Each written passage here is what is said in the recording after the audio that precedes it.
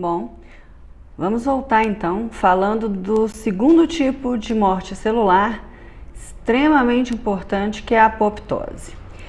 A apoptose, ela é um tipo de morte celular bastante especial e muito importante. Ela é entendida como morte celular programada. Alguns também a chamam de suicídio celular. Ela foi descrita em 1972 por um grupo de pesquisadores, Kerr, Willey e Curry, que descreveram como um fenômeno biológico básico com uma ampla implicação na cinética tecidual. Então aqui, Kerr coloca a apoptose, apresenta a apoptose como um tipo de morte celular programada. Nesse tipo de morte, a célula é então estimulada a acionar mecanismos que culminam com sua morte. Bom, a apoptose tem esse nome do grego de folhas das árvores que caem do outono. Poético, né? E quer dizer da implicação desse tipo de morte celular num processo bastante amplo mesmo de renovação celular. Então, durante o processo de outono, onde as folhas caem e outras renascem, a apoptose está envolvida nesse processo.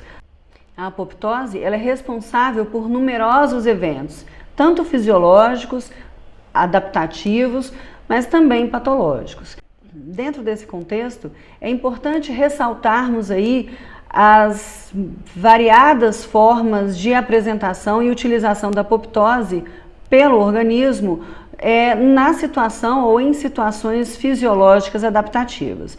Por exemplo, a apoptose ela é extremamente utilizada no processo da embriogênese. Um exemplo muito clássico é a formação de membranas interdigitais durante o processo de formação do embrião e que num determinado momento há uma grande quantidade de morte dessas células nessas membranas interdigitais para depois formar as interdigitações, ou seja, o formato dos dedos propriamente dito. Falhas nesse processo pode levar a alterações como a sindactilia, que são os dedos unidos. Então a apoptose ela participa desse processo. Outra coisa extremamente importante é no próprio envelhecimento celular. Nós possuímos aí mais de 50 trilhões de células. Grande parte dessas células elas estão em constante proliferação, importante para a manutenção desse indivíduo. E essas células elas possuem um tempo de vida útil, né? Então algumas células, por exemplo, como a hemácia, vivem aí cerca de 4 meses. Leucócitos podem viver 1 ano. Já neurônios têm uma vida mais permanente, mais perene, vive toda a vida do indivíduo. Então, quem é que fala para essa célula que chegou a sua hora, né, de morrer, sua hora de ser eliminada? É esse reloginho fisiológico aí que indica a quantidade de vezes que aquela célula vai se reproduzir, se replicar, daí o nome de programada. Outro fato importante para a participação da apoptose em eventos fisiológicos é a eliminação de células em populações lábeis, ou seja, se por um lado você tem as células entrando em mitose, por outro lado a gente tem que ter o balanceamento disso. Células também precisam morrer para que eu não tenha um aumento quantitativo da população celular. Caso haja uma interrupção da necessidade funcional, então, por exemplo, um neutrófilo sai de dentro de um vaso sanguíneo para que possa fazer o seu papel no processo inflamatório. Quando ele chega lá, já finalizou esse processo. Então, esse neutrófilo, pela ausência de uma necessidade funcional, ele aciona um mecanismo de morte celular. Outro exemplo é na involução dependente de hormônios nos adultos. Então, o próprio processo de senescência, né, de envelhecimento celular, você vai diminuindo a quantidade de hormônios que influenciam na vida daquela célula e na manutenção daquele órgão, e uma vez que esse hormônio ele é interrompido, essa interrupção é um estímulo para que essa célula entre em apoptose. Então, por exemplo, a involução do timo no adulto, a involução dos órgãos reprodutivos numa pessoa após o climatério. A eliminação de linfócitos autorreativos, então isso é um papel fundamental. Então, uma vez que esse linfócito ele é detectado como autorreativo, ou seja, eu não posso ter linfócitos que reconheçam moléculas minhas próprias como moléculas estranhas, né, que suscitam uma resposta imunológica. Aqui a gente já começa a perceber que alterações nesse processo de apoptose também pode levar a danos importantes para o tecido, né, para o organismo como um todo. Além de eventos fisiológicos, também danos, agressões, podem levar essa célula a entrar em apoptose. Então percebam que aqui a gente pode haver concomitância do processo necrótico com o processo apoptótico. Você tem lá um determinado agente causal, como a hipóxia, como radicais livres, que podem tanto induzir necrose na área, como eventualmente uma determinada célula entrar no processo de suicídio celular por conta daquele agente agressor. Bom, Kerr e colaboradores, quando descreveram a apoptose lá no artigo da Nature em 1972, eles descreveram características morfológicas bem distintas que levaram ao reconhecimento dessa morte específica. Bom, então são aspectos morfológicos importantes o fato que a apoptose ela atinge a célula individualmente. Se na necrose é em grupo, aqui é individual. Então uma célula sozinha ela é acionada por mecanismos que acabam levando a uma sucessão de eventos que culminam com a sua morte. Outra característica importante é a retração e a diminuição celular. Então a célula se encolhe, o citoplasma fica mais denso, a cromatina se condensa de forma perinuclear e depois há uma fragmentação desse núcleo, também chamado de cariorrex. Pela essa diminuição celular, encolhimento celular, há uma formação de brotamentos nessa célula. Então a gente observa aqui nesse gifzinho a formação de brotamentos e esses brotamentos dão origem a pequenos pacotinhos de células chamados de corpos apoptóticos. Então percebam que aqui, também diferentemente da necrose, não há uma ruptura de membrana, não há um derramamento do citossol no meio externo. Então a célula ela encolhe, forma pequenos pacotinhos e esses pacotinhos vão ser removidos pelas células adjacentes. Esses aspectos morfológicos, eles podem ser vistos tanto na microscopia eletrônica, então aqui a gente observa uma célula em apoptose, diferente das demais ali na sua lateralidade. Então você tem uma condensação da citoplasma, o núcleo ele tende a ficar inicialmente condensado perinuclear, né? E na microscopia óptica, a gente observa, dependendo do tecido, essas características de forma mais fácil. Então, por exemplo, num tecido epitelial, que é um tecido também de células lábeis, né? Que as células estão constantemente em divisão, há possibilidade dessas células realmente entrar em apoptose para manter esse número celular. Então, aqui a gente consegue observar, nessa imagem aqui do livro do Robbins, a retração dessa célula, e já que no tecido epitelial uma característica importante é a adesão celular, né, a justaposição das células, uma coisa que é observada inicialmente através dessa retração é um halo claro que se forma em volta, em torno dessa célula. Esse halo a gente chama de anoiquia. E interessante é que essa célula é eliminada pelas células adjacentes. Então, costuma-se dizer que as células adjacentes, mesmo não tendo uma capacidade fagocítica, como por exemplo as células epiteliais, elas fazem o papel nessa remoção desses fragmentos, desses pacotinhos chamados corpos apoptóticos.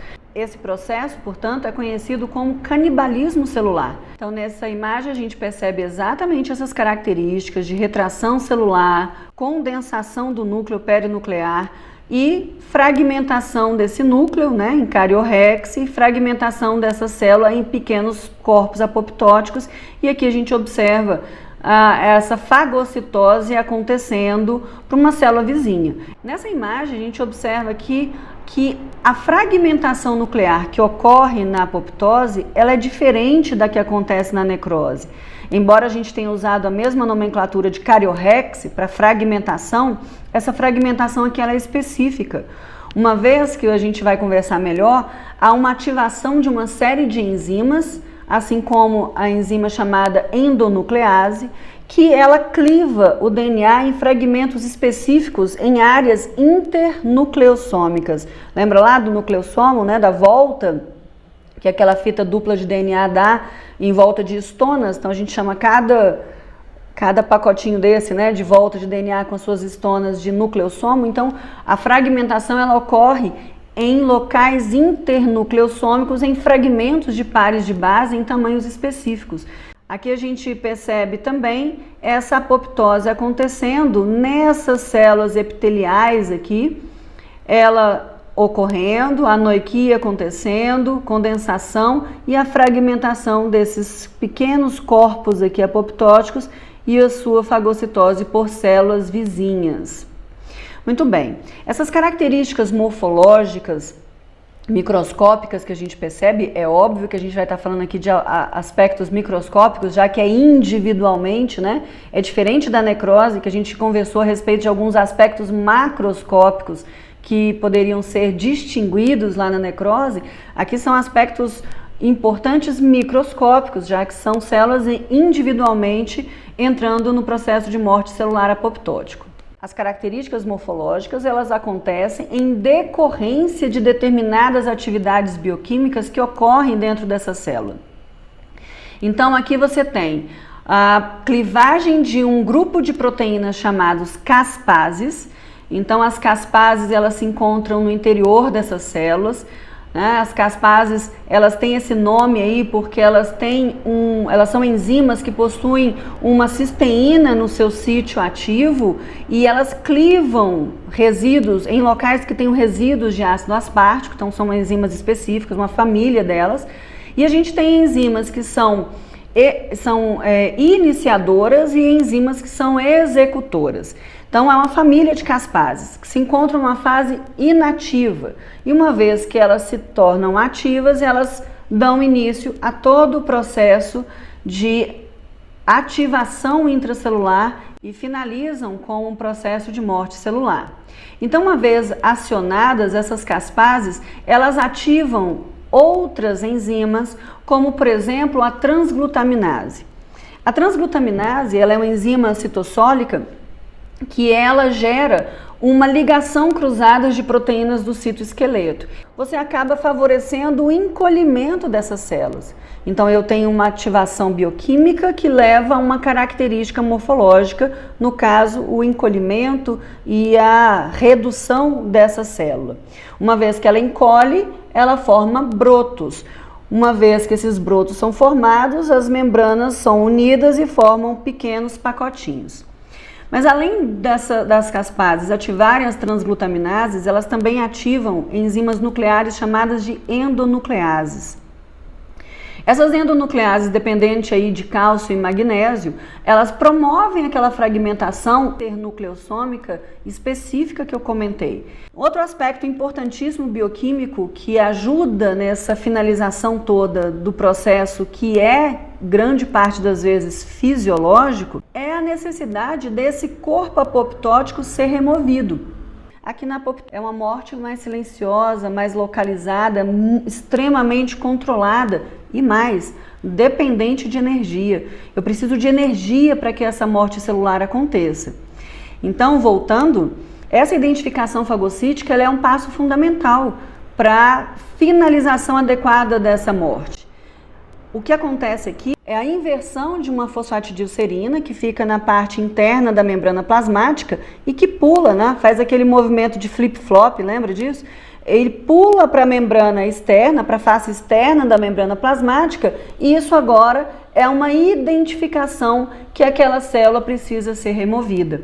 Então, uma identificação extremamente localizada. Como eu comentei com vocês, a fragmentação do DNA aqui, que gera a Karyorex, uma cariorrexia específica para apoptose, a gente consegue enxergar isso nesse padrão que é denominado de padrão em escada nesse exame de biologia molecular que a gente chama de eletroforese em gel de agarose de DNA.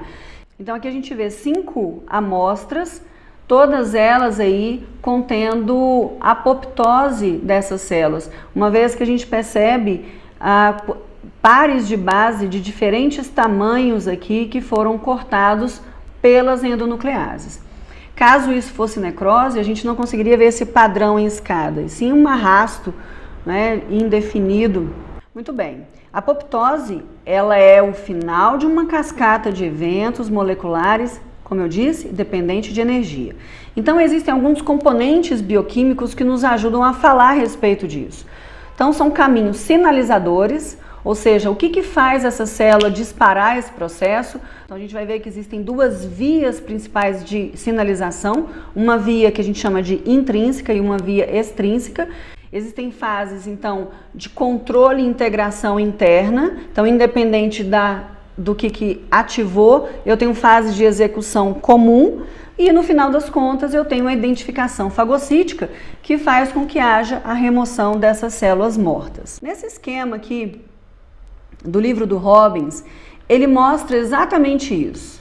Primeiro, uma via intrínseca, que é a via mais importante, é a via mais usada, é uma via chamada de via mitocondrial. Então aqui a gente percebe que genes que definem proteínas importantes, que controlam poros dentro dessa membrana, são genes que definem se essa célula vai sobreviver ou se essa célula vai morrer. Então aqui nessa via intrínseca, que é chamada mitocondrial, nós temos aqui algumas possíveis causas, como por exemplo a privação de sinais de sobrevivência. Então aquele sinal que estava fazendo com que a célula se mantivesse viva, a ausência desse sinal é uma sinalização de morte. Lesão de DNA, então se há uma lesão de DNA, há outros genes que vão estar envolvidos nesse processo de controle celular, como por exemplo o gene P53, que faz uma proteína, que é uma proteína denominada de guardiã do ciclo celular. Essa proteína, ela detecta essa lesão, ela tenta acionar genes de reparo. Caso isso não seja contemplado, não seja conseguido, esse P53 agora ativa genes de apoptose. Outra possibilidade é uma grande quantidade de proteínas mal dobradas. Então percebam que é um controle interno. Outra via é a via extrínseca. A via extrínseca ela é chamada de via de domínio da morte, ou via de receptores de morte.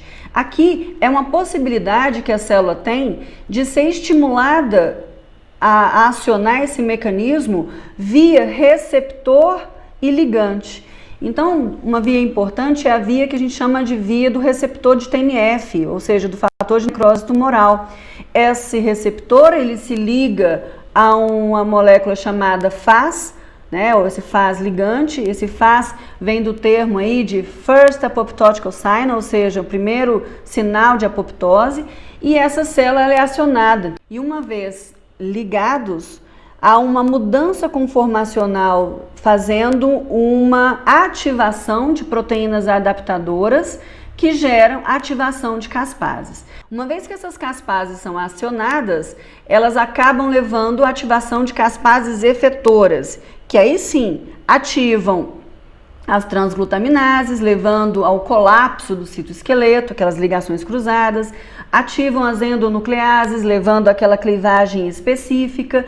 Então, são ações que agora, independentemente do estímulo, seja ele a via intrínseca ou extrínseca, há essa fase de execução comum.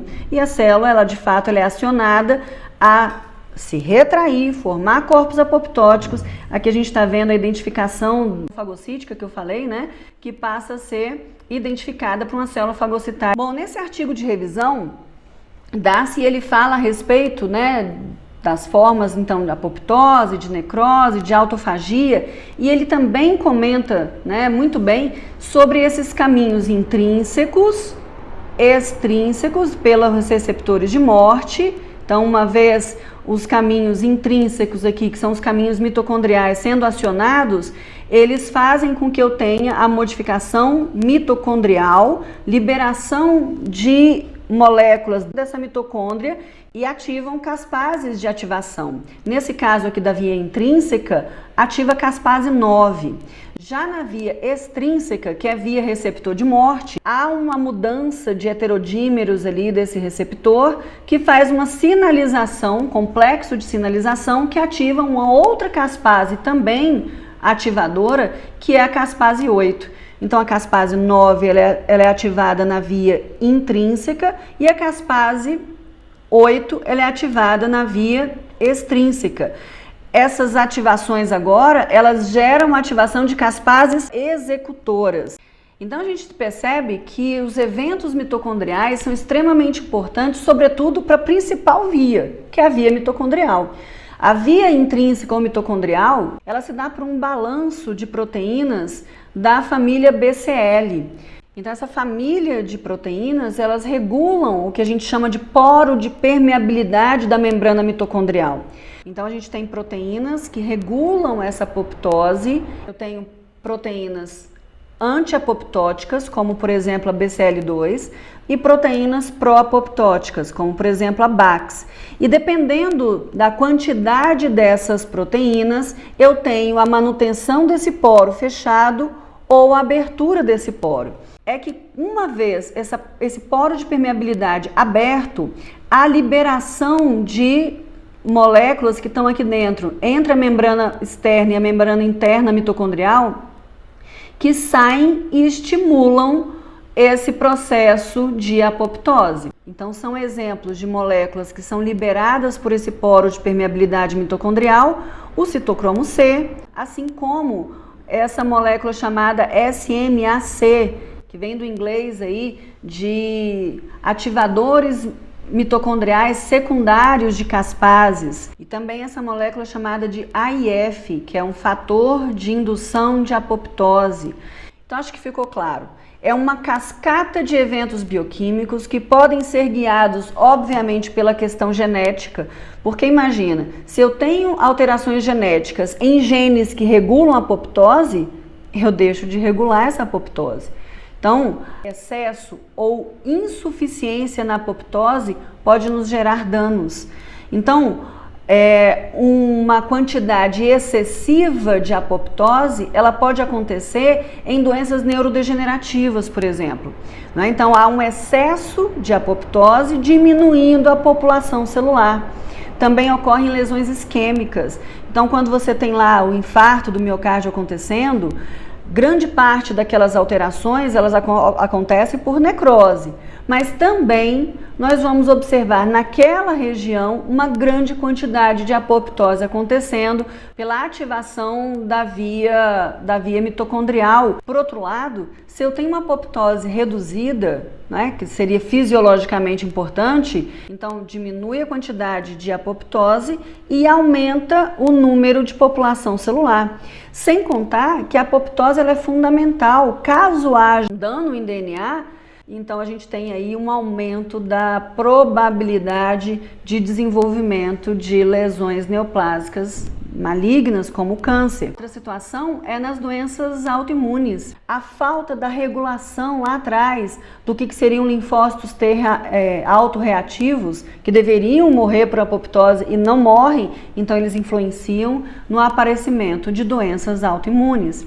E também nas infecções viróticas. Então, muito bem, a gente vai finalizando aqui, né, nesse tipo de morte extremamente importante, que regula muita coisa na nossa homeostasia corporal, que é bastante diferente da necrose. Então, só para a gente fazer um paralelo aqui, e eu gostaria que vocês, quando estivessem estudando, fizessem esse paralelo, né, das diferenças entre necrose e apoptose. Então, a gente pode pontuar algumas coisas, como por exemplo na questão do estímulo, que na apoptose pode ser fisiológico ou patológico, sendo que na necrose somente patológico. Em relação à ocorrência, né? Lá na necrose, ela está acontecendo num grupo de células. Já na apoptose, ela acontece de forma individual, é uma eliminação seletiva de células e de forma assincrônica. O que significa isso? Embora eu possa ter um número aumentado de apoptose, não significa que tem que todo mundo morrer ao mesmo tempo, né? É individualizada mesmo quando você tem ali uma grande quantidade de apoptose acontecendo naquele órgão. A reversibilidade nenhuma das duas tem, óbvio, né? A gente está tratando de morte celular, mas na necrose a gente fala do ponto de não retorno e na apoptose a gente fala aí, sobretudo, da ativação daquelas endonucleases, tá? Que aí você de fato já tem uma irreversibilidade real ocorrendo naquelas células. Em termos de morfologia, é completamente distinto. Na necrose, um grupo de células, essas células tendem a aumentar o seu volume, então perde essa integridade da membrana celular. Então depois você tem uma desintegração de tudo aquilo. Já na apoptose eu tenho uma redução do volume celular, formação de brotamentos e corpos apoptóticos. Em termos de adesão, na apoptose eu tenho uma perda de adesão precoce, caso seja em tecidos que possuam essa adesão, como tecidos epiteliais. Então a perda é precoce, uma vez que a célula encolhe, formando aquela característica de anoiquia que eu comentei anteriormente.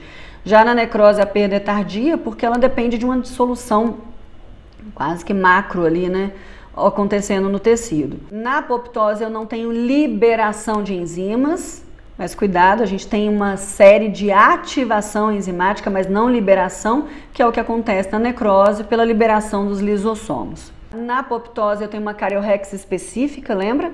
E na necrose eu tenho uma evolução disso, inespecífica, fragmentação daquele núcleo e, por fim, a sua dissolução, que a gente chama de cariólise. Na apoptose, a gente tem o que a gente chama de canibalismo celular, que é a fagocitose ocorrendo pelas células da vizinhança, determinada pela aquela inversão da fosfatidilcerina, que a gente chamou de identificação fagocítica. Já na necrose, você tem uma macrofagocitose, né? Então, o que acontece é a ativação do processo inflamatório, que na necrose está presente e na apoptose não está. Bom, só para título de citar, né, como eu falei no comecinho, existem outros tipos de morte celular, mas eu vou falar de dois outros tipos de morte celular que tem sido mais comentada ultimamente, que é o que a gente chama de piroptose e necroptose. A piroptose seria uma morte celular programada, então é uma apoptose, né? Daí o nome de pitose ali. É uma morte celular programada, no entanto, em alguns casos específicos, alguns autores têm percebido que esses macrófagos que estão infectados, sobretudo por salmonella ou shigella, eles acabam levando a danos colaterais. Seria uma apoptose gerando processo inflamatório.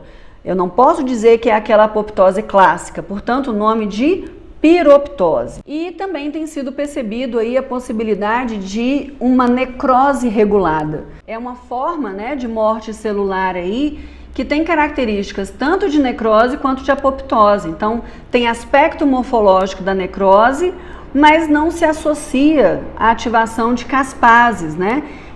E pode ser bloqueada também por alguns tipos de fármacos ou inibições gênicas.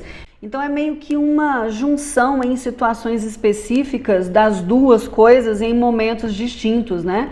É a apoptose gerando inflamação, que não é uma característica usual da apoptose, e é a necrose sendo regulada, que não é característica usual da necrose. Bom, então é isso, pessoal. Ficamos por aqui e até a próxima aula.